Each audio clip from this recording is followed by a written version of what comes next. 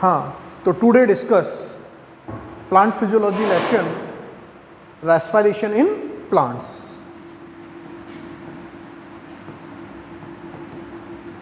Respiration in plants.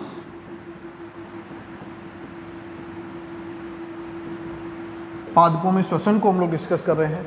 तो इसके अंदर हम लोग फर्स्ट इंट्रोडक्शन पार्ट डिस्कस करेंगे टुडे। तो हम लोग बात कर रहे हैं बेटा कि रेस्पिरेशन का मीनिंग क्या होता है। तो रेस्पिरेशन का हम लोग कॉमन मीनिंग क्या बोल देते हैं कि रेस्पिरेशन का कॉमन मीनिंग क्या बोल देते हैं हम लोग कि ऑक्सीजन को एंटर करना एंड CO2 को रिलीज करना। ऑक्सीजन को एंटर करना एंड CO2 को क्या करना, रिलीज करना, is known as the respiration. But it is the not correct definition of respiration. It is the breathing, it is the breathing जिसके अंदर ऑक्सीजन को एंटर करना, inspiration and CO2 carbon dioxide को release करना expiration है। And the inspiration and expiration both are known as breathing.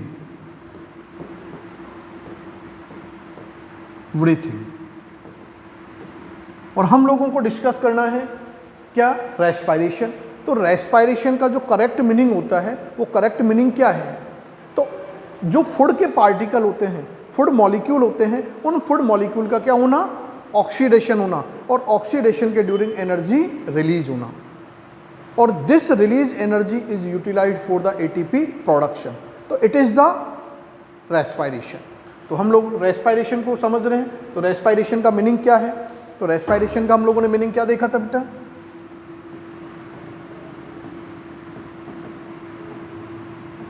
और respiration का हम लोग मीनिंग क्या कह रहे हैं कि जो फूड मॉलिक्यूल्स हैं, उन फूड मॉलिक्यूल्स का क्या होता है, ऑक्सीडेशन होता है, और ऑक्सीडेशन के ड्यूरिंग क्या रिलीज होती है बेटा, एनर्जी रिलीज होती है। एनर्जी क्या होगी, रिलीज होगी, और this release energy is utilized for ATP production. जो रिलीज एनर्जी है उस रिलीज एनर्जी का हम लोग यूज कहाँ करते हैं, ATP प्रोडक्शन में। ATP की फुल फॉर्म क्या होती है, एडिनोसिन ट्राइफॉस्फेट। और ATP को हम लोग जब आप NCERT को रीड करेंगे तो उसमें एक लाइन मेंशन है, ATP is known as currency of cell. इसको करेंसी ऑफ सेल क्यों बोला है, क्योंकि सेल को अपनी मेटाबॉलिक एक्टिविटी को करने के लिए किसकी रिक्वायरमेंट होती है, एनर्जी की। और एनर्जी सेल के अंदर किस फॉर्म में स्टोर्ड होती है, ATP के फॉर्म में स्टोर्ड होती है। तो ATP के फॉर्म में स्टोर्ड है, इसलिए ATP को करेंसी ऑफ सेल बोला है। इसका मतलब क्या हो, और हम लोग देख सकते हैं कि जिस तरह से हम लोग पैसे को यदि अपन लोग बैंक में जमा करा दें, डिपॉजिट करा दें, और हम लोगों को जब भी किसी चीज़ के लिए रिक्वायरमेंट पड़े तो हम लोग उस बैंक से क्या उसको विड्रॉल करा के ला के हम लोग उस अपनी रिक्वायरमेंट को फुलफिल कर सकते हैं। इसी तरह से प्लांट्स के अंदर जितनी भी मेटाबॉलिक एक्टिविटी हो रही है, ऑर्गन्स के अंदर जितनी भी मेटाबॉलिक एक्टिविटीज़ हो रही हैं, उन मेटाबॉलिक एक्टिविटीज़ को फुलफिल कराने के लिए हमें किसकी रिक्वायरमेंट होती है, एनर्जी की। और वो एनर्जी कहाँ से ऑब्टेंड होती है, ATP से, क्योंकि ATP के पास क्या है, स्टोर्ड है। आगे हम लोग बात करते हैं कि 1 ATP मॉलिक्यूल के पास अप्रॉक्सीमेटली 7.3 किलो कैलोरी एनर्जी क्या होती है, स्टोर्ड होती है। क्लियर। तो हम लोग आगे कह रहे हैं कि रेस्पिरेशन क्या है, तो respiration is the oxidation and reduction process, it means redox process. और इस प्रोसेस के ड्यूरिंग फूड मॉलिक्यूल का क्या हो रहा है, ऑक्सीडेशन, और ऑक्सीडेशन के आफ्टर क्या हो रही है, एनर्जी रिलीज हो रही है, और this release energy is utilized for the ATP production. Clear. तो इस तरह से हम लोग रेस्पिरेशन को क्या कर सकते हैं, डिफाइन कर सकते हैं।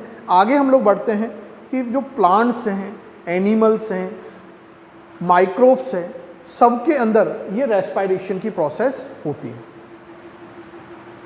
क्लियर। आगे हम लोग बात करते हैं कि जो रेस्पिरेशन के ड्यूरिंग एनर्जी रिलीज होगी, उस रिलीज एनर्जी का जो यूज है, हमें एनर्जी क्यों चाहिए, भाई रिक्वायरमेंट ऑफ एनर्जी। तो मैं एब्जॉर्बेशन की प्रोसेस के लिए, मूवमेंट की प्रोसेस के लिए, रिप्रोडक्शन की प्रोसेस के लिए, आगे और हम लोग बात करें ब्रीथिंग के लिए हम लोग इसकी बात कर सकते हैं, और भी हम लोग बात करें तो ट्रांसपोर्टेशन के लिए फोटोसिंथेसिस के ड्यूरिंग जो प्लांट के ग्रीन पार्ट है उसके अंदर फूड सिंथेसाइज होगा, नॉन ग्रीन पार्ट तक वो एनर्जी को हमने क्या करना है, ट्रांसपोर्ट करना है। तो उसके लिए भी हमें क्या चाहिए, एनर्जी चाहिए। क्लियर? तो हम एनर्जी क्यों रिक्वायर्ड है, उसका यूज कहाँ कहाँ हम लोग कर सकते हैं। तो नेक्स्ट हमारे पास जो कंसेप्ट आता है वो है आपके, नेक्स्ट जो कंसेप्ट हम लोग डिस्कस कर रहे हैं वो है यूज ऑफ एनर्जी।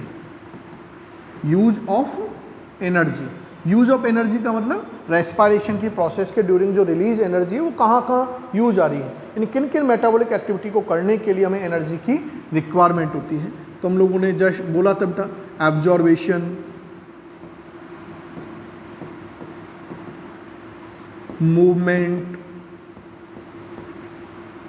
मूवमेंट्स, और हम लोग बात करें तो आपके ब्रीथिंग,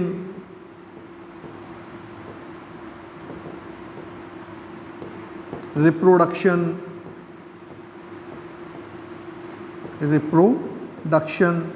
एंड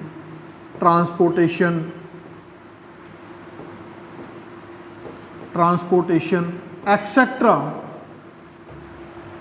एक्टिविटीज़ के लिए हमें एनर्जी क्या होती है, रिक्वायर्ड होती है। क्लियर? तो इस तरह से हम लोगों ने यूज ऑफ एनर्जी की बात करी।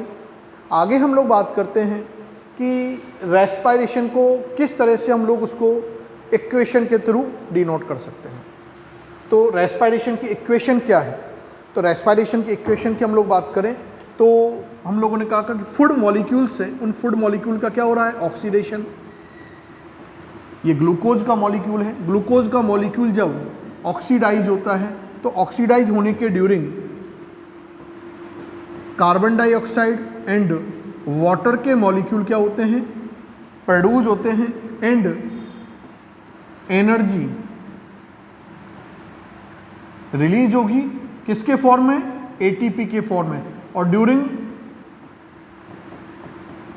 यदि हम लोग बात करें इस ग्लूकोज के मॉलिक्यूल के, तो कंप्लीट रेस्पिरेशन की प्रोसेस के ड्यूरिंग हमें 38 एटीपी क्या होते हैं, प्रोड्यूस होते हैं। जब हम लोग आगे बैलेंस शीट की बात करेंगे एटीपी की, तब हम लोग टोटल 38 एटीपी को काउंट करते हैं कि 38 जो एटीपी मॉलिक्यूल हमें प्रोड्यूस हो रहे हैं वो कहाँ कहाँ किस किस पाथवे साइकिल के अंदर कितना प्रोड्यूस होते हैं।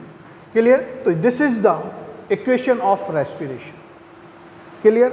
आगे हम लोग बढ़ रहे हैं कि फूड मॉलिक्यूल का ऑक्सीडेशन हो रहा है, रेस्पिरेशन की प्रोसेस के ड्यूरिंग क्या हो रहा है, फूड मॉलिक्यूल का ऑक्सीडेशन हो रहा है।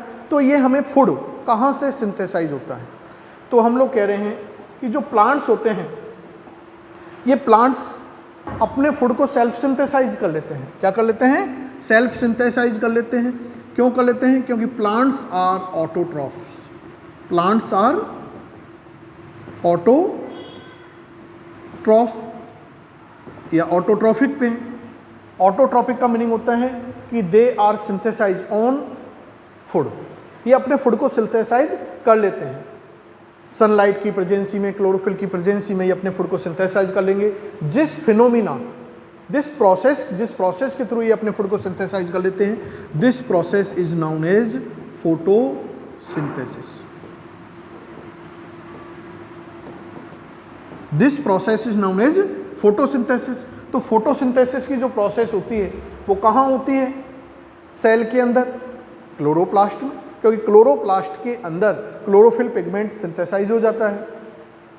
तो इसकी जो साइट की बात करें फोटोसिंथेसिस की तो वो क्लोरोप्लास्ट है। जबकि हम लोग रेस्पिरेशन की प्रोसेस की बात करें तो रेस्पिरेशन साइटोप्लाज्म के अंदर, यूकैरियोट्स की हम लोग बात करें तो साइटोप्लाज्म एंड माइटोकॉन्ड्रिया के अंदर रेस्पिरेशन की प्रोसेस क्या होती है, कंप्लीट होती है। आगे हम लोग कह रहे हैं कि फोटोसिंथेसिस की जो प्रोसेस है, ये फोटोसिंथेसिस प्लांट की जो सभी सेल्स होती हैं या सभी ऑर्गन्स होते हैं उनके अंदर फोटोसिंथेसिस नहीं होता है। हम लोग कह रहे हैं कि प्लांट्स के अंदर ऑटोट्रॉफ्स है प्लांट, लेकिन हर प्लांट्स का पार्ट या हर सेल के अंदर फोटोसिंथेसिस की पावर नहीं होती। केवल उन्हीं पार्ट्स के अंदर फोटोसिंथेसिस होगा जहां पर क्लोरोप्लास्ट है। इट मीन्स प्लांट के जो नॉन ग्रीन पार्ट हैं उनके अंदर, क्योंकि नॉन ग्रीन प्लांट के अंदर क्लोरोप्लास्ट एब्सेंट होता है, सो वहां पर लैक ऑफ फोटोसिंथेसिस, वहाँ फोटोसिंथेसिस की प्रोसेस क्या होती है, एब्सेंट होती है। तो जो ग्रीन पार्ट होते हैं उन ग्रीन पार्ट से ही नॉन ग्रीन पार्ट तक एनर्जी को बाय ट्रांसपोर्टेशन प्रोसेस क्या कर दिया जाता है, ट्रांसपोर्ट कर दिया जाता है। फिर उनके अंदर फिर वो रेस्पिरेशन की प्रोसेस उन पार्टों के अंदर कंप्लीट हो जाती है।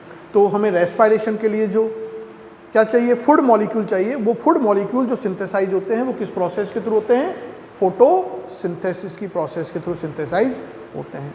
क्लियर। आगे हम लोग बढ़ते हैं नेक्स्ट कंसेप्ट की ओर, और वो आगे हम लोग कह रहे हैं कि इन प्लांट्स के अलावा एनसीईआरटी के अंदर मेंशन है बेटा कि प्लांट्स के अलावा जो एनिमल्स होते हैं, क्योंकि रेस्पिरेशन उनमें भी होता है, but animals are not autotrophic, but they are heterotrophic, they are heterotrophic. Animals क्या होते हैं, एनिमल्स क्या होंगे, हेट्रोट्रॉपिक होते हैं। हेट्रोट्रॉपिक का मीनिंग ये अपने फूड को सेल्फ सिंथेसाइज नहीं करते, बल्कि किस प्लांट्स के ऊपर डायरेक्टली और इनडायरेक्टली ये प्लांट्स या अदर ऑर्गेनिज के ऊपर अपने फूड के लिए क्या होते हैं, डिपेंड होते हैं।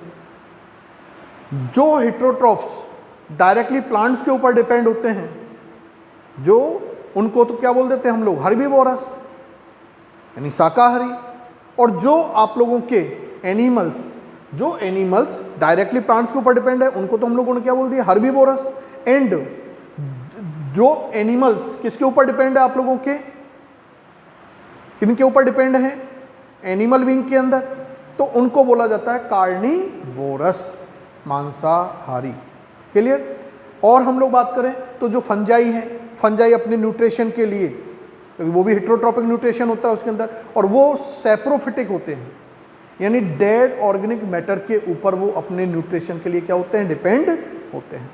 तो इस तरह से एनसीईआरटी के अंदर यदि आप लोग रीड करोगे उसको बेटा, तो वहाँ पर मेंशन है कि प्लांट ऑटोट्रॉफ्स होते हैं, but animals are the heterotrophic. Directly herbivorous condition होती है, इनडायरेक्टली बात करते हैं तो वो आपके कार्निवोरस कंडीशन होती है। यदि हम लोग फंजाई की बात करें तो फंजाई हेट्रोट्रॉपिक तो है, लेकिन उसकी नेचर कैसी होती है, सैप्रोफिटिक नेचर होती है। सैप्रोफिटिक होते हैं, ये डेड ऑर्गेनिक मैटर से अपना न्यूट्रिशन ऑब्टेन करते हैं। क्लियर। तो ये नेक्स्ट कंसेप्ट हम लोगों ने डिस्कस की है। आगे हम लोग बढ़ते हैं और आगे अब हम लोग डिस्कस करते हैं कि रेस्पिरेशन की जो प्रोसेस है, इस रेस्पिरेशन की प्रोसेस के फीचर्स क्या क्या हैं, जनरल प्रॉपर्टीज़ क्या हैं। तो next features of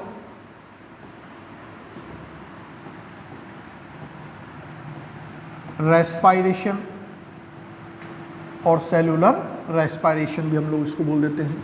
first features की हम लोग बात करें तो respiration is the slowly process.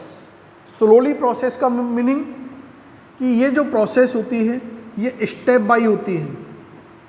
Slowly process है, स्टेप बाय होती है। डायरेक्ट जो फूड मॉलिक्यूल होते हैं उनसे डायरेक्ट एनर्जी प्रोड्यूस नहीं होती, डिफरेंट स्टेप के ड्यूरिंग ही हमें 28 एटीपी मॉलिक्यूल प्रोड्यूस होते हैं, या टोटल 686 किलो कैलोरी एनर्जी हमें गेन होती है। So respiration is the slowly process. Second features की हम लोग बात करें तो respiration is the catabolic process. Catabolic process का मीनिंग क्या है बेटा, क्योंकि इसके अंदर रेस्पिरेशन की जो प्रोसेस है इसके अंदर कॉम्प्लेक्स जो मॉलिक्यूल होते हैं वो कॉम्प्लेक्स मॉलिक्यूल इसमें कन्वर्ट हो जाते हैं सिंप्लेक्स मॉलिक्यूल में। जैसे अभी हम लोगों ने इक्वेशन डिस्कस की थी, तो इस इक्वेशन में हम लोगों ने देखा था कि ग्लूकोज एक कॉम्प्लेक्स मॉलिक्यूल है। ये कॉम्प्लेक्स मॉलिक्यूल किस में कन्वर्ट हो रहा है, कार्बन डाइऑक्साइड एंड वाटर के मॉलिक्यूल के अंदर कन्वर्ट हो रहा है, इसमें सिंप्लेक्स मॉलिक्यूल में। So respiration is the catabolic process. Third features की बात करें तो respiration is the amphibolic process. Amphibolic process का मीनिंग क्या होता है, एम्फीबॉलिक प्रोसेस का मीनिंग होता है कि इस रेस्पायरेशन की प्रोसेस के ड्यूरिंग डिफरेंट प्रोडक्ट प्रोड्यूस होते हैं, इंटरमीडिएट्स बनते हैं। तो उन इंटरमीडिएट्स का जो यूज होता है वो डिफरेंट अदर ऑर्गेनिक मैटर को प्रोड्यूस करने में हम लोग क्या करते हैं, सिंथेसिस करने में, उनके बायोसिंथेसिस में उसका हम लोग यूज करते हैं। क्लियर? तो so respiration is the amphibolic process, कि इसके जो इंटरमीडिएट प्रोडक्ट बने हैं उनका यूज़ हम लोग डिफरेंट जो मॉलिक्यूल्स हैं उन डिफरेंट मॉलिक्यूल्स के बायोसिंथेसिस में उनको सिंथेसाइज करने में करते हैं। आगे हम लोग बात करते हैं नेक्स्ट वन फीचर्स। तो respiration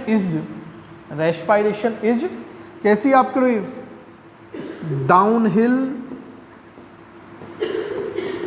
downhill process. Downhill process का मीनिंग क्या है कि इसके अंदर जो ऑक्सीजन होती है वो एक मजबूत इलेक्ट्रॉन एक्सेप्टर होता है। Oxygen is the strong electron acceptor in the respiration, so it is the downhill process.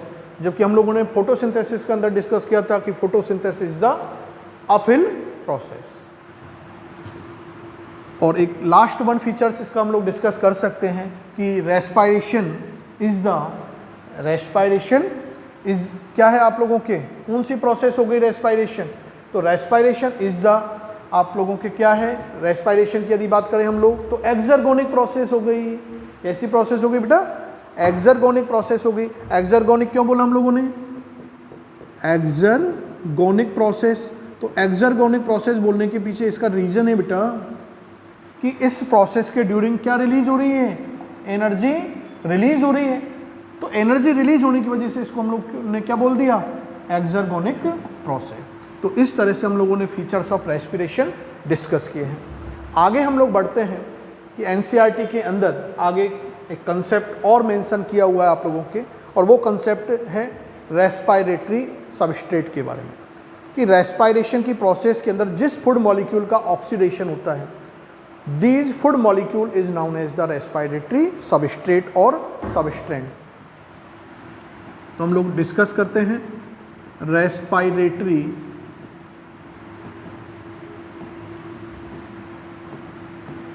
Substrate. तो रेस्पिरेटरी सबस्ट्रेट या सबस्टांसेज, तो रेस्पिरेटरी सबस्ट्रेट की यदि हम लोग बात करें तो क्या बोला था कि रेस्पिरेशन की प्रोसेस में जिस फूड मॉलिक्यूल का हम लोग यूज़ कर रहे हैं, जिस ऑर्गेनिक मैटर का हम लोग यूज़ कर रहे हैं, these are known as the respiratory substance. Respiration की प्रोसेस के ड्यूरिंग हम लोग मेनली जिस रेस्पिरेटरी सबस्ट्रेट का यूज़ कर रहे हैं, दीज आर कार्बोहाइड्रेट। और कार्बोहाइड्रेट में भी मेनली हम लोग किसका यूज़ करते हैं, ग्लूकोज के मॉलिक्यूल का। तो glucose is the main respiratory substrate. आगे हम लोग सेकंड देखते हैं कि इसके अलावा भी अदर रेस्पिरेटरी सबस्टांस होते हैं, जैसे लाइक फैट्स और लिपिड, फैट एंड लिपिड्स। आगे हम लोग बढ़े नेक्स्ट अदर की बात करें तो वो है आपके protein molecule. Protein is also respiratory substance and some condition के अंदर organic acid, these are the respiratory substance. Clear? तो यदि आपसे पूछ लें कि भाई रेस्पिरेटरी सबस्ट्रेट क्या होते हैं, इनमें से कौन सा रेस्पिरेटरी सबस्ट्रेट है, तो याद रखना carbohydrate, fats, protein and organic acid are the respiratory substrate. आगे हम लोग देख रहे हैं कि इन रेस्पिरेटरी जो सबस्ट्रेट हैं इनके 1 ग्राम यदि हम लोग उस रेस्पिरेटरी सबस्ट्रेट का यूज करते हैं तो उससे हमें कितना किलो कैलोरी एनर्जी गेन होती है। तो यदि हम लोग बात करें कार्बोहाइड्रेट का, यदि हम लोगों ने 1 ग्राम मॉलिक्यूल यूज किया है तो उससे हमें कितनी एनर्जी रिलीज होती है, तो अप्रॉक्सीमेटली 4.0 to 4.5 किलो कैलोरी पर ग्राम हमें ऑप्टेन होती है, गेन होगी।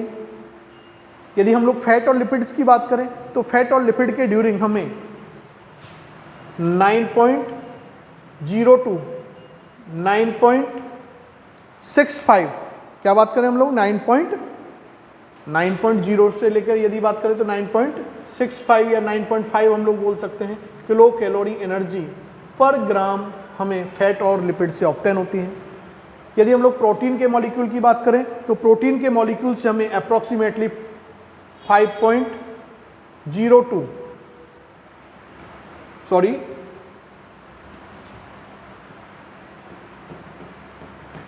4.02 5.5 किलो कैलोरी एनर्जी पर ग्राम हमें क्या होती है, प्रोटीन के मॉलिक्यूल से ऑब्टेन होती है।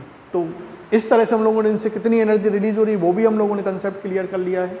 आगे हम लोग बात करते हैं कि अब हमारे पास क्वेश्चन आता है कि इनके अलावा जो कार्बोहाइड्रेट है, फैट है, प्रोटीन है, ऑर्गेनिक एसिड है, इनके अलावा और कौन से रेस्पिरेटरी सब्सटेंस नहीं हो सकते हैं। तो यदि हम लोग नॉट रेस्पिरेटरी सब्सटेंस की बात करें तो हमारे पास आता है कि जैसे like vitamins, minerals,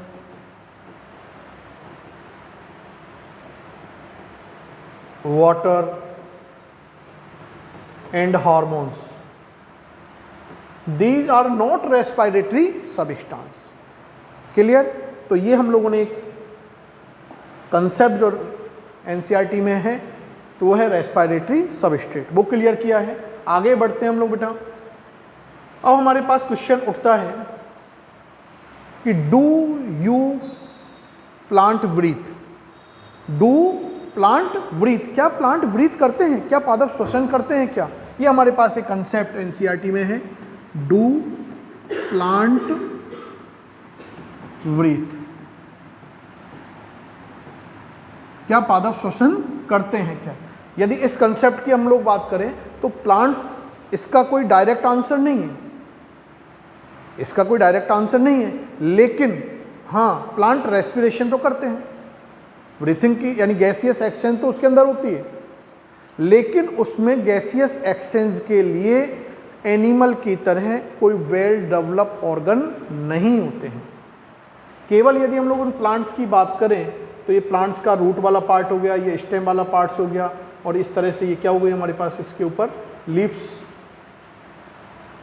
एक्सर्गोनिक development leaves का होता है, मॉर्फोलॉजी के अंदर अपन लोगों ने ये देखा था।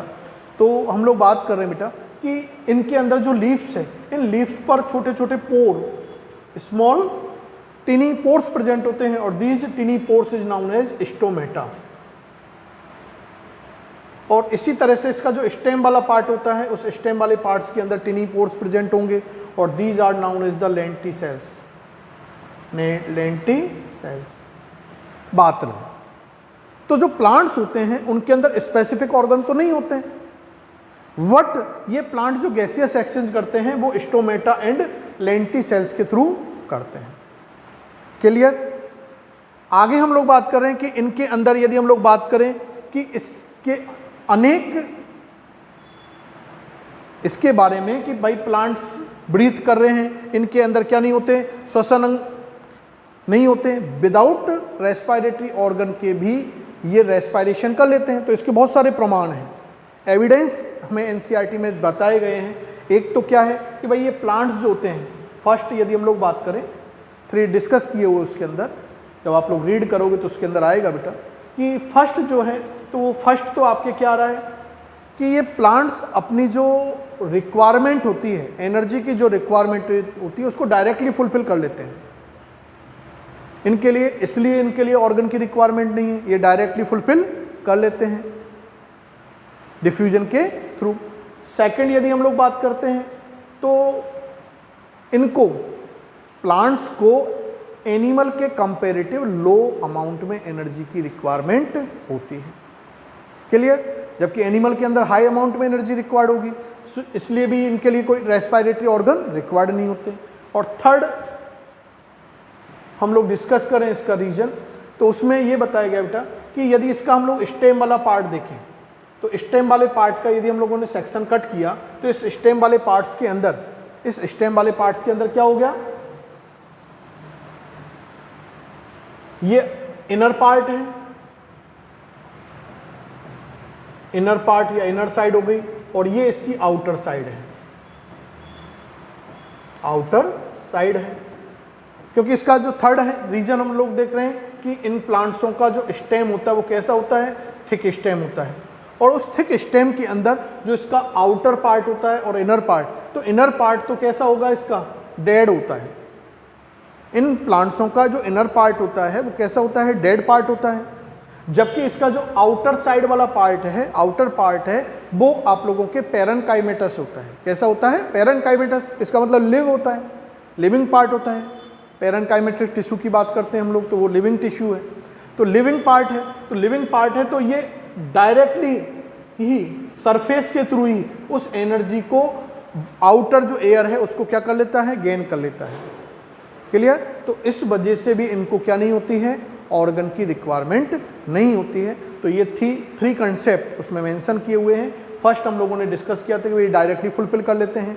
सेकंड हम लोगों ने इसके लिए बोला था कि एनिमल के कंपैरेटिव इनको लेस अमाउंट में एनर्जी रिक्वायर्ड होती है प्लांट्स को। और थर्ड, थिक स्टेम। क्लियर? आगे हम लोग बढ़ते हैं। इसके बाद क्वेश्चन हमारे पास उठता है और वो क्वेश्चन है types of respiration. Types of respiration की हम लोग बात करते हैं।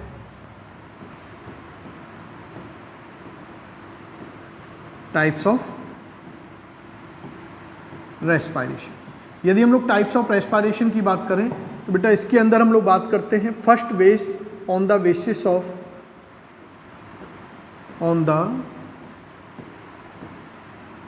Basis of respiratory substance. Respiratory substance, यदि हम लोग रेस्पिरेटरी सब्सटेंस के बेस पर बात करें तो respiration is the two types. First is the floating respiration और second one is the protoplasmic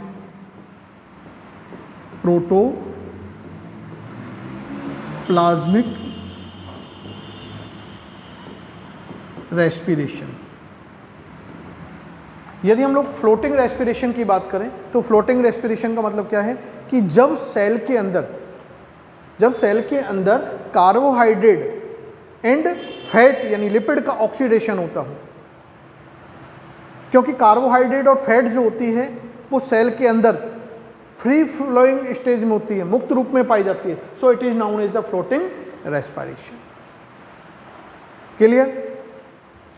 protoplasmic की बात करें तो प्रोटोप्लाज्मिक में प्रोटीन बढ़ा रहा है, तो जब सेल के अंदर प्रोटीन के मॉलिक्यूल का क्या हो, ऑक्सीडेशन हो, और protein is the main component of protoplasm, so it is known as the protoplasmic respiration. और इस टाइप का जो रेस्पिरेशन होता है वो किसके अंदर होगा, भूखी सेल के अंदर होगा। किनके अंदर होता है, भूखी सेल के अंदर, स्टेबल्ड सेल्स के अंदर this kind of respiration complete होता है। तो on the basis of respiratory substance, respiration is the to type. First one is the floating respiration and second another one is the protoplasmic respiration. आगे हम लोग बढ़ते हैं सेकंड बेस की ओर, और वो सेकंड बेस जो हम लोग डिस्कस कर रहे हैं वो है ऑन द बेसिस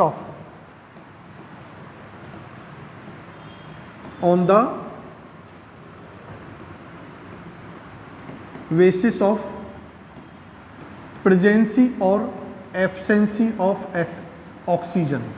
ऑक्सीजन की प्रेजेंसी और एब्सेंसी के बेस पर respiration is the to type. First one is the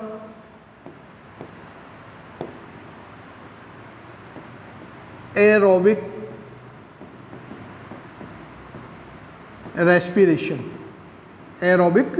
respiration and second another one is the anaerobic respiration. Anaerobic respiration. Aerobic respiration का मीनिंग क्या होता है? एरोबिक रेस्पिरेशन का meaning है कि this is complete on the presence of oxygen. And aerobic respiration के अंदर जो फूड मॉलिक्यूल होते हैं उन फूड मॉलिक्यूल का कंप्लीट ऑक्सीडेशन होता है। कंप्लीट ऑक्सीडेशन के आफ्टर हाई अमाउंट में एनर्जी रिलीज होती है। अप्रॉक्सीमेटली 38 एटीपी हमें प्रोड्यूस बताए। किलो कैलोरी एनर्जी की बात करें तो 6 किलो कैलोरी एनर्जी गेन होती है ना।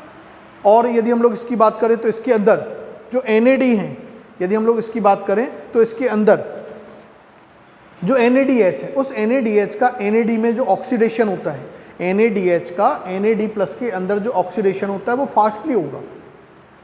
यदि इसको इक्वेशन से हम लोग रिप्रेजेंट करें एरोबिक रेस्पिरेशन को, तो जो हम लोगों ने पहले इक्वेशन दी है वो ही हम लोग मेंशन कर सकते हैं, C6H12O6 + 6O2, क्योंकि ऑक्सीजन की प्रेजेंसी में हो रही है, और इसके आफ्टर कार्बन डाइऑक्साइड और वाटर के मॉलिक्यूल प्रोड्यूस होते हैं, और अप्रॉक्सीमेटली 686 किलो कैलोरी एनर्जी हमें ड्यूरिंग एरोबिक रेस्पिरेशन मिलती है, यानी 38 ATP मॉलिक्यूल हमें प्रोड्यूस होते हैं।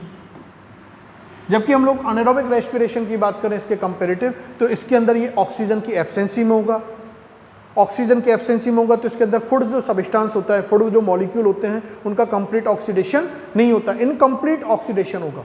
और इनकम्प्लीट ऑक्सीडेशन के ड्यूरिंग इसमें लेस अमाउंट में ATP रिलीज होती है, यानी 2 ATP मॉलिक्यूल हमें रिलीज होंगे इसके ड्यूरिंग। और जो किलो कैलोरी एनर्जी की बात करें तो 59 किलो कैलोरी एनर्जी हमें गेन होती है। इसको इक्वेशन से यदि हम लोग रिप्रेजेंट करें तो क्या कह रहे हैं हम लोग इसको, ये ग्लूकोज का मॉलिक्यूल है, ग्लूकोज का मॉलिक्यूल ऑक्सीजन की एब्सेंसी में ब्रेक डाउन हो रहा है, क्योंकि अनएरोबिक है, ऑक्सीजन की एब्सेंसी में होगा, ऑक्सीजन की एब्सेंसी में हो रहा है और इसके ड्यूरिंग क्या होती है, alcohol, ethyl alcohol C2H5OH plus carbon dioxide के मॉलिक्यूल, 2 मॉलिक्यूल कार्बन डाइऑक्साइड के और 2 एथिल एल्कोहल के, और लेस अमाउंट में एनर्जी रिलीज होगी, 59 किलो कैलोरी एनर्जी रिलीज होती है। तो इस तरह से हम लोग देख सकते हैं कि on the basis of oxygen की प्रेजेंसी और एब्सेंसी के बेस पर जो रेस्पिरेशन होता है वो aerobic respiration and anaerobic respiration होता है। क्लियर? इसके अलावा भी हम लोग जब NCERT को आप लोग रीड आउट करोगे तो उसके अंदर आप लोग देखोगे एक फैकल्टेटिव और ऑब्लिगेट भी बता रखा है। फैकल्टेटिव का मतलब क्या है कि वो ऑक्सीजन पे डिपेंड तो है, लेकिन यदि उसको ऑक्सीजन अवेलेबल नहीं हो रही है तो उसकी प्रेजेंसी में भी वो अपने आप को सर्वाइव कर सकते हैं। लेकिन ऑब्लिगेट का मीनिंग क्या होता है, तो ऑब्लिगेट का मीनिंग होता है कि completely depend on the oxygen. यदि वो ऑक्सीजन की एब्सेंसी है तो प्लांट अपने आप को सर्वाइव नहीं कर पाए। क्लियर? तो इस तरह से हम लोग देखते हैं कि जब आप लोग NCERT को रीड करोगे तो उसके अंदर ये कुछ कंसेप्ट आपके वहाँ डिस्कस किए हुए हैं। आगे हम लोग बढ़ते हैं और आगे नेक्स्ट बढ़ते हैं।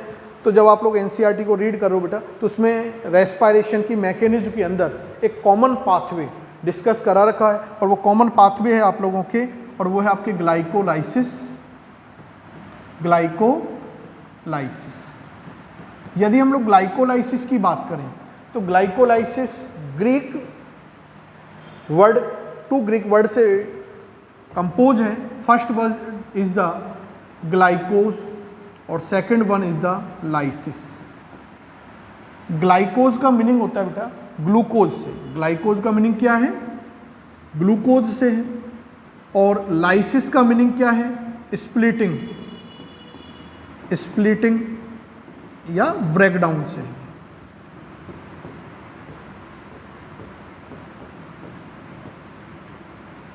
टूटने से, यानी ग्लूकोज के मॉलिक्यूल का टूटना, ब्रेक होना।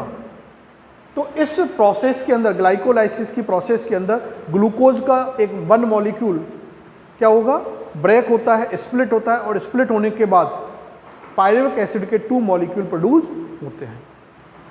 क्लियर? आगे हम लोग बढ़ते हैं ग्लाइकोलाइसिस साइकिल के अंदर कि ग्लाइकोलाइसिस साइकिल को डिस्कवर्ड किसने किया था। डिस्कवरी की बात करें तो glycolysis cycle discovered by Embden, Meyerhof and Parnas. एम्डन,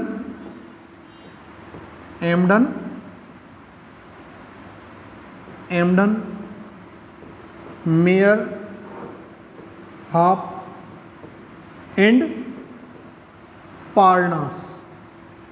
So glycolysis pathway is known as the EMP pathway. EMP pathway. इन साइंटिस्टों के बेस पर ही, इनके रेस्पेक्ट में ही एम्डन, मेयरहाफ एंड पार्नास, क्योंकि इस साइकिल को किसने डिस्कवर किया था? इन 3 साइंटिस्टों ने डिस्कवर किया। So it is known as the EMP pathway. Clear? आगे हम लोग बढ़ते हैं इसकी एक्शन साइट के अंदर कि ये प्रोसेस कहाँ होती है, ग्लाइकोलाइसिस कहाँ होगा। तो सेल के अंदर एक्शन साइट की बात करें हम लोग इसके, तो एक्शन साइट बेटा साइटोप्लाज्म। कहाँ कंप्लीट होती है? सेल की साइटोप्लाज्म के अंदर कंप्लीट होती है, क्योंकि साइटोप्लाज्म क्या होता है? प्रोकैरियोटिक सेल में भी होगा, यूकैरियोटिक सेल में भी होगा, है ना, हर टाइप की सेल में ये साइकिल जो है एरोबिक और अनएरोबिक बोथ काइंड के अंदर ये कंप्लीट होता है। So it is the common pathway of respiration. तो glycolysis is the common pathway, ये कॉमन पाथवे है, चाहे वायवीय श्वसन करने वाले ऑर्गेनिज्म हो, चाहे अवायवीय एरोबिक हो या अनएरोबिक हो, सबके अंदर ये होगा, चाहे वो प्रोकैरियोटिक हो या चाहे वो यूकैरियोटिक हो, सबके अंदर ये कॉमन पाथवे कंप्लीट होता है। ये जो पाथवे है ये एंजाइम की प्रेजेंसी में होता है। कब होगा? एंजाइम की प्रेजेंसी में होता है। और इसके अंदर जितने भी एंजाइम होते हैं, मोस्टली एंजाइम कहाँ पर प्रेजेंट होते हैं? साइटोप्लाज्म के अंदर। और वो एंजाइम मैग्नीशियम आयन की प्रेजेंसी में एक्टिव होते हैं। तो मैग्नीशियम आयन इनके अंदर कोफैक्टर के फॉर्म में वर्क कर रहा है। किसके फॉर्म में वर्क कर रहा है? कोफैक्टर के फॉर्म में वर्क करता है। आगे हम लोग बात कर रहे हैं ग्लाइकोलाइसिस जो साइकिल है, ये ग्लाइकोलाइसिस साइकिल एक लीनियर पाथवे है। कैसा पाथवे बेटा? लीनियर पाथवे है। यानी ये इसके अंदर टोटल 10 स्टेप है। टोटल इस साइकिल के अंदर कितने स्टेप हैं? 10 स्टेप है। 10 स्टेप के अंदर यदि हम लोग बात करें first step, third step and इसका जो 10th स्टेप है, फर्स्ट, थर्ड एंड 10th जो स्टेप होते हैं ये इर्रिवर्सिबल होते हैं। इर्रिवर्सिबल होते हैं। कैसे होंगे? इर्रिवर्सिबल होते हैं। बाकी के रिमेनिंग जो स्टेप होते हैं वो रिवर्सिबल होंगे। अब इसके अंदर जो मेन ग्लाइकोलाइसिस का होना या नहीं होना, या ग्लाइकोलाइसिस की बैकबोन यदि हम स्टेप को माने तो वो थर्ड स्टेप है। कौन सा स्टेप है? थर्ड स्टेप को हम लोग, क्योंकि यहाँ पर फॉस्फोफ्रक्टोकाइनेज एंजाइम होता है और फॉस्फोफ्रक्टोकाइनेज जो है एलोस्टेटिक नेचर का होता है। किस नेचर का एंजाइम है? आपके एलोस्टेटिक नेचर का एंजाइम है। एलोस्टेटिक का मीनिंग क्या होता है? एलोस्टेटिक का मीनिंग होता है कि जनरली एंजाइम होते हैं, उस एंजाइम की जो सरफेस होती है उसके ऊपर एक्टिव साइट होता है, जहाँ से सबस्ट्रेट उसकी जगह जाके क्या होता है? बाइंड होता है। लॉक की थ्योरी आप लोगों ने कभी डिस्कस की हो तो उस लॉक की थ्योरी के अंदर आप लोग इसको देखें तो वहाँ पर बायोमोलिक्यूल के अंदर है लॉक की थ्योरी, तो उसके अंदर आप लोगों ने देखा होगा कि एक्टिव साइट होती है एंजाइम की सरफेस पर। लेकिन उस एंजाइम की सरफेस पर एक्टिव साइट के अलावा भी एक अदर साइट होती है, these is known as the allosteric site. और जिन एंजाइमों के अंदर एक्टिव साइट के अलावा other site allosteric site present होती है, these are known as the allosteric enzyme. So phosphofructokinase enzyme जो थर्ड स्टेप के अंदर का रोल प्ले करता है, it is the allosteric nature का enzyme. So third step is known as the backbone of glycolysis cycle. यानी glycolysis cycle का होना या नहीं होना इसी के ऊपर डिपेंड होता है। क्लियर? अब हम लोग बात करते हैं आगे कि ये ग्लाइकोलाइसिस साइकिल कैसे कंप्लीट होता है। इसके वो 10th स्टेप क्या है? कहाँ पर तो एटीपी यूटिलाइज होती है। तो दो साइट होती हैं, दो जगह होती है, दो स्टेप हैं जहाँ पर तो एटीपी का यूटिलाइजेशन होता है, यूज होती है, और दो स्टेप है जहाँ पर एटीपी क्या होंगी? प्रोड्यूस होती है। और एक साइट पर NADPH2 के मॉलिक्यूल हमें प्रोड्यूस होंगे वन स्टेप के अंदर। तो वो हम लोग डिस्कस करते हैं नेक्स्ट। और वो है आपके बेटा कि सबसे पहले इस ग्लाइकोलाइसिस साइकिल के अंदर ग्लूकोज का जो मॉलिक्यूल होता है, कौन सा मॉलिक्यूल होता है? ग्लूकोज का जो मॉलिक्यूल है, ये ग्लूकोज का मॉलिक्यूल हेक्सोकाइनेज एंजाइम की प्रेजेंसी में, किसके अंदर? हेक्सोकाइनेज एंजाइम की प्रेजेंसी में क्या होता है? ग्लूकोज 6 फॉस्फेट के अंदर कन्वर्ट हो जाता है। और यहाँ पर एटीपी का यूज होता है और वो एटीपी किस में कन्वर्ट हो जाती है? एडीपी में। तो इसके अंदर ग्लूकोज के अंदर जो एक फॉस्फेट उसको गेन हुआ है 6 फॉस्फेट, तो फॉस्फेट जो मिला वो एटीपी से मिला। अब ग्लूकोज 6 फॉस्फेट आइसोमरेज एंजाइम की प्रेजेंसी में, किसमें? आइसोमरेज एंजाइम की प्रेजेंसी में बेटा ग्लूकोज 6 फॉस्फेट के अंदर कन्वर्ट हो जाता है। वो sorry, glucose 6 phosphate isomerase enzyme की प्रेजेंसी में फ्रक्टोज 6 फॉस्फेट के अंदर क्या होगा? कन्वर्ट हो जाता है। ग्लूकोज 6 फॉस्फेट फ्रक्टोज 6 फॉस्फेट में कन्वर्ट हो जाता है। अब ये फ्रक्टोज 6 फॉस्फेट आगे फॉस्फोफ्रक्टोकाइनेज एंजाइम में फॉस्फोफ्रक्टोकाइनेज एंजाइम की प्रेजेंसी में क्या होता है, फ्रक्टोज, किसमें बेटा, फ्रक्टोज 1,6 विस फॉस्फेट के अंदर, फ्रक्टोज 1,6 बिस फॉस्फेट के अंदर क्या होगा, कन्वर्ट हो जाता है। और यहाँ पर भी इसको जो एक फॉस्फेट फ्रक्टोज 6 फॉस्फेट और फ्रक्टोज 1,6,2 यानी बिस फॉस्फेट हो गई, तो इसको भी जो फॉस्फेट मिली है वो एटीपी यहाँ पर यूज होता है, तो एटीपी किस में कन्वर्ट हो जाता है, एडीपी में। तो एक फॉस्फेट इसको जो अटैच होती है इसके साथ वो गेन होती है, वो कहाँ से होती है, एटीपी से। अब ये जो फ्रक्टोज 1,6 बिस फॉस्फेट बना है, फ्रक्टोज 1,6 बिस फॉस्फेट आगे चल के एल्डोज एंजाइम की प्रेजेंसी में, किसमें, एल्डोज एंजाइम की प्रेजेंसी में ब्रेकडाउन होता है DHAP, di hydroxy acetone phosphate और 3-PGL फास्फोग्लिसरेल्डिहाइड, पागल, फास्फोग्लिसरेल्डिहाइड की बात कर रहे हैं अपन लोग। तो फास्फोग्लिसरेल्डिहाइड हो गया आपके। अब वो जो हम लोगों ने बनाया था DHAP और 3-फॉस्फोग्लिसरेल्डिहाइड, ये 3-फॉस्फोग्लिसरेल्डिहाइड और जो आपके क्या है DHAP, ये एक दूसरे के आइसोमर हैं, यानी DHAP किसमें कन्वर्ट हो जाता है, PGL में, और PGL किसमें हो जाता है, DHAP में। यहां पर फास्फोग्लिसरेल्डिहाइड के 2 मॉलिक्यूल, क्योंकि ये इसमें कन्वर्ट हो गया तो इसके 2 मॉलिक्यूल अब आगे इसमें स्टेप में भाग लेंगे। अब 3-PGL से क्या बनता है, 1,3-बिस PGL फास्फोग्लिसरेल्डिहाइड। विस में और डाई में डिफरेंस होता है, विस फॉस्फेट और डाई फॉस्फेट में डिफरेंस है। विस फॉस्फेट का मतलब तो क्या होता है, 2 डिफरेंट। विस फॉस्फेट का मीनिंग क्या है, विस फॉस्फेट का मीनिंग है कि जो फॉस्फेट के मॉलिक्यूल होते हैं वो सेम कार्बन के साथ अटैच होंगे या डिफरेंट। तो इसके अंदर 2 फॉस्फेट का जो ग्रुप है 2 डिफरेंट कार्बन मॉलिक्यूल के साथ क्या होते हैं, अटैच होते हैं। जबकि डाई फॉस्फेट के अंदर सेम कार्बन के साथ अटैच होंगे, लेकिन क्या होंगे आप लोगों के, सेम कार्बन के साथ सेम साइड पे ही अटैच होते हैं। क्लियर। तो ये आप लोगों के क्या हो रहा है, विस फॉस्फेट और डाई फॉस्फेट में आपको डिफरेंस बताया था।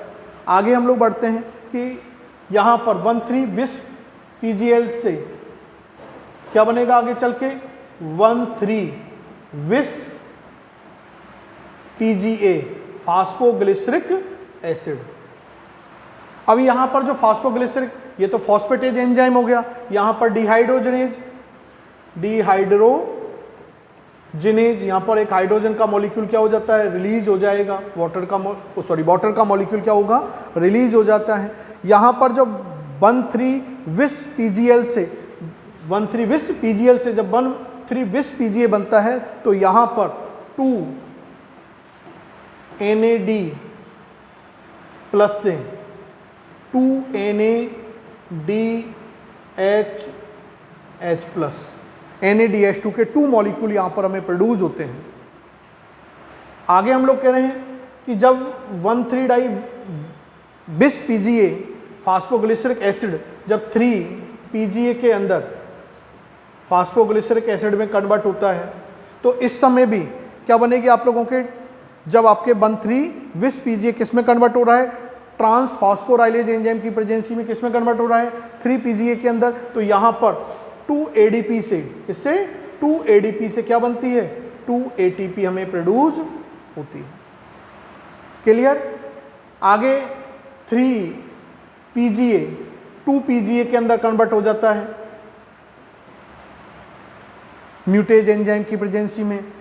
इसके बाद ये 2-PEP बनेगा, यानी 2-PGA फास्फोग्लिसरिक एसिड किस में कन्वर्ट होता है, 2-फॉस्फोइनॉल पाइरुवेट में।